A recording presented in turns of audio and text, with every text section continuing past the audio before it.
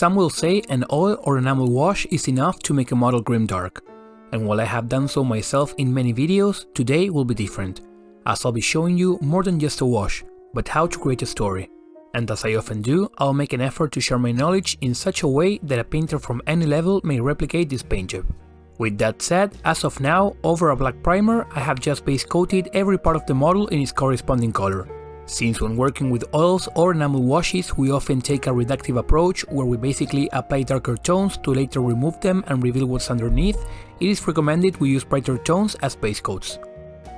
I also applied a quick highlight on the cape as well as a sloppy dry brush on the face, just to create a further layer of detail, which we'll see in a bit. The oils will blend with ease.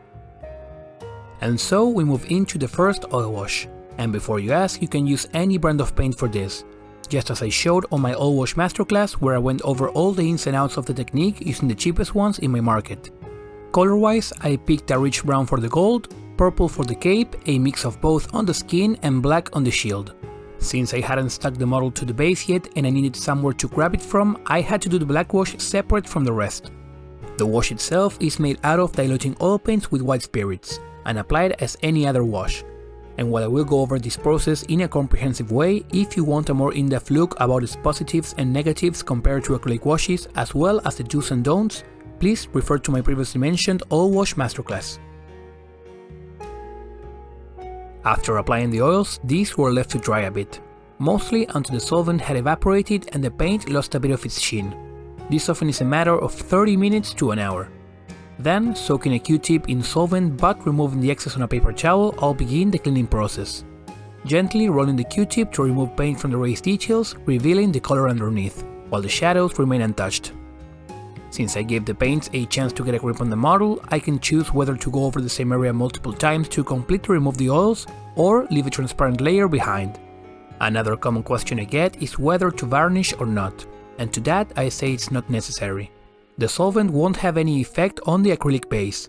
It is a scratching motion during the cleaning what will lift up your base coat if you're not careful.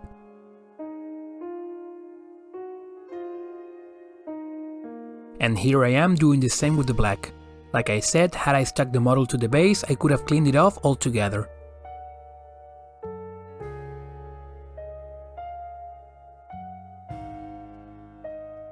I wanted to keep this first part short while not compromising the explanation, since this is just the base work, from where I'll begin to add the more interesting elements. Starting with sponging some lighter metals. The sponge is a great tool to create texture and wear on a surface, which is a key element on the grimdark style. We just have to make sure to remove the excess before applying it. This way we get a granulated finish which represents the uneven texture of metals which have seen extensive use. And talking about uneven finishes, this can also be achieved by applying texture paint before priming, or even scratching and hacking at the model to create dents and holes. Fortunately, today's miniature already counts with details such as those. For the cape, I did some simple overbrushing using the side of my brush, so that there was no way for the paint to get into the recesses.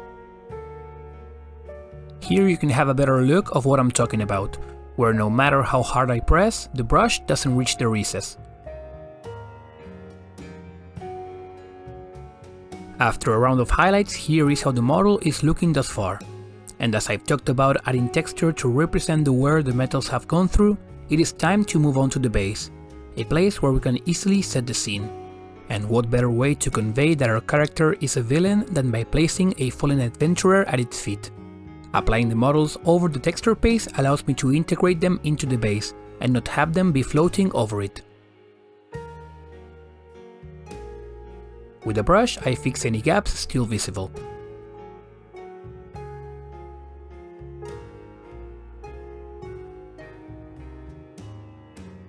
With everything in place, I added some aquarium rocks alongside some small pieces of dirt for extra detail. This was all base coated before moving on to the second oil wash. I'm using my classic GRIMDARK mix of brown, green and black, adding more black if necessary till I reach a greenish matte color. So here is a last look at the model before I make it dirty. And that's another element of the grimdark style. Things are not clean and shiny. My initial wash, you'll see later, was just to enriching the model with some extra tones. This one, however, is the one that will create the dark ambience, and will be equally applied over the model as well as the base.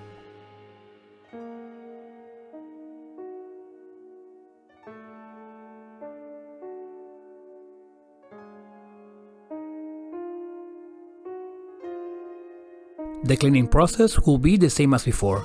This time, however, there won't be just a gold base underneath, but the rich brown tones alongside the lighter highlights, which will all contrast very nicely with this new dark layer of color.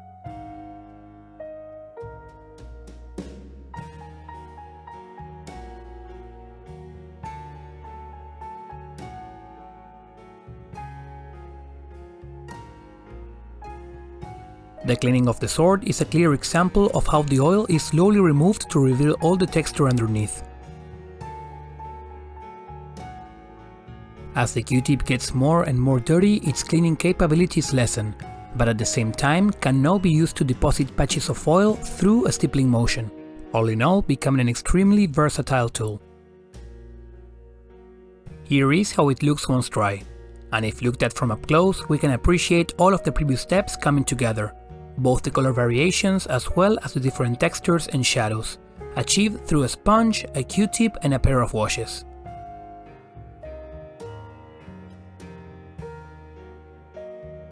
Since my highlights were affected by the oils, I have now space to create a further layer of detail, this time using a sponge with a sideways movement to create recent scratches.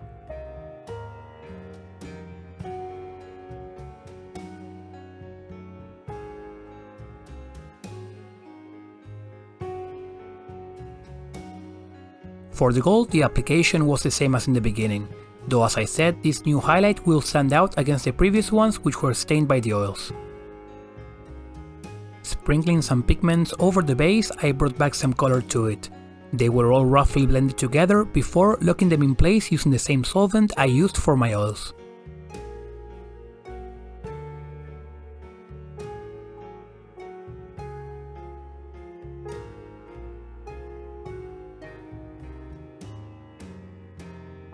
Once dry, I used them once again to better integrate the models to the environment. Through them I got a dusty look, which very importantly is extremely matte, and achieving different finishes is an extremely useful tool when painting on the grimdark style, whether that is a dusty ruined environment or a boggy swamp.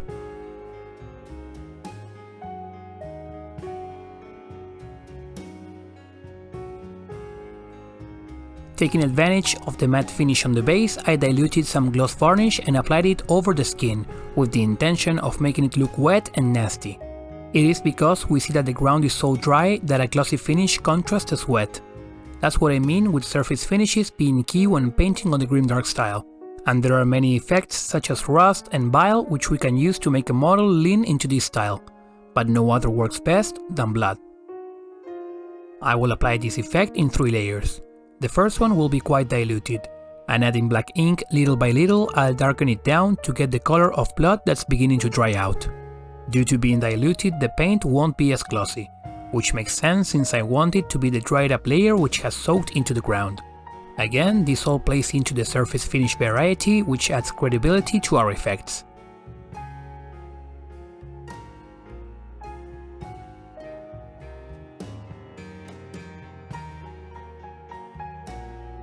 For the second layer, I'll add more paint and less black ink, looking to get an in-between of the first layer and the paint in its purest form.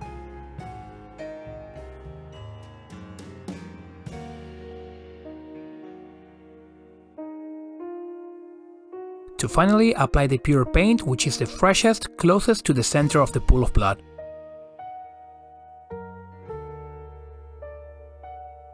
To keep the viscosity of the paint, a black acrylic paint can be used to darken it down as well as have it be less glossy.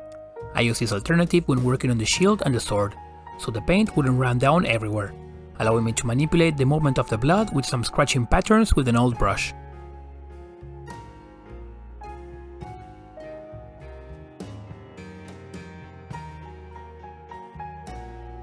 I hope you found the video helpful.